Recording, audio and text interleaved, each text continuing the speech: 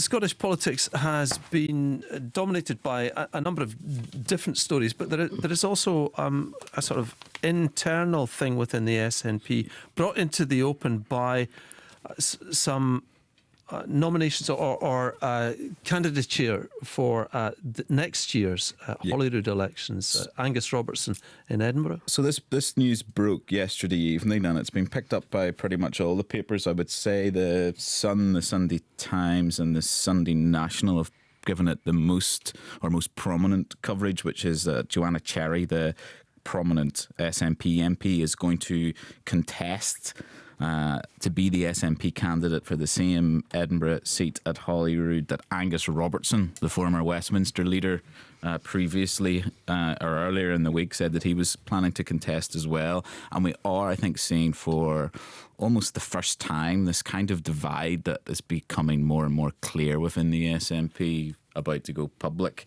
So the Sun and the Sunday Times both lead on that angle on the story. The Sunday Times has a key ally of Alex Salmond and a close supporter of Nicola Sturgeon are to go head to head in a fight for Ruth Davidson's Holyrood seat in what is being billed as a battle for the soul of the SNP.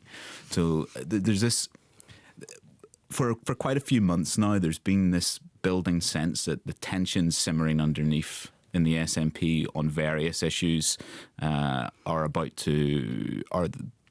bubbling to the surface, and whether they can keep them in. So I think this contest is going to be very, very interesting, and it does seem to be between allies of Alex Salmond and allies of Nicola Sturgeon. Fiona?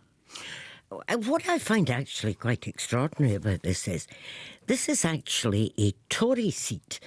They're behaving as though it's a safe SNP seat, and that whoever gets it will automatically become First Minister, which is essentially, I think, what's underlying it. But once they become the candidate, they then actually have to win the seat. Yeah, David, there's a small majority in the seat, and it was won by Ruth Davidson, having been an SNP seat previously in trying to remember which election we're at, 2016. So I think the bookies would probably have the SNP as the favourites there. Well, again, it might depend on the Lord's list, mightn't it? Well, I guess so. Yeah. But also, if you think about it in the totality of it, it strikes me as interesting that we have the SNP polling at 50%. We have pretty much all the opposition parties in Scotland in disarray, and you feel like the biggest threat to Nicola Sturgeon, in fact, in many ways, the only threat on our radar is this internal battle. Yeah, but David, that's what I was going to ask you about. Yeah. And do you have a sense, because you were obviously political editor at The Record, you've seen both sides of it in terms of Westminster, Holyrood. Do you remember when Labour had that thing going on in Westminster where all the MPs thought the MSPs were hopeless? Yeah. I mean, is there a sense that this is what's happening here? I don't think that the split is so neatly about MPs and MSPs, although I think there certainly is that tension which we definitely saw in the Labour Party, and then you feel like because the SNP's defining mission is to not have MPs in Scotland anymore, that they would be less prone to it, but they seem to be doing it as well, as that the Westminster group and the Holyrood group struggle to get on. But it's interesting, the split, it seems to map across to various different issues, and one of them is this,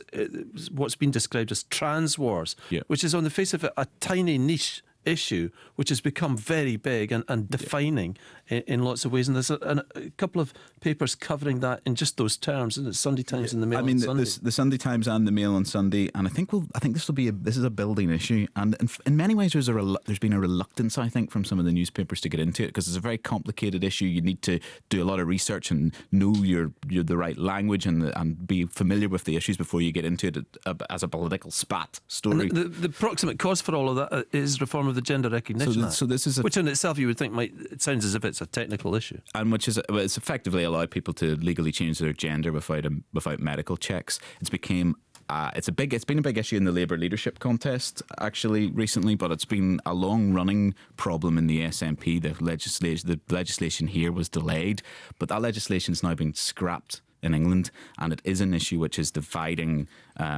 very senior people. The Mail on Sunday story this morning is that 93 prominent SNP figures, including MPs and MSPs, have branded their own government misogynistic and undemocratic over plans to make it easier to switch gender. So I think there's something about that particular issue which ignites the passions, and people are more willing to criticise their own party over, because we've seen that elsewhere. But it's also partially about this SNP, because Joanna Cherry, who's standing against Angus Robertson, has been one of the most vocal SNP figures in opposition to these plans.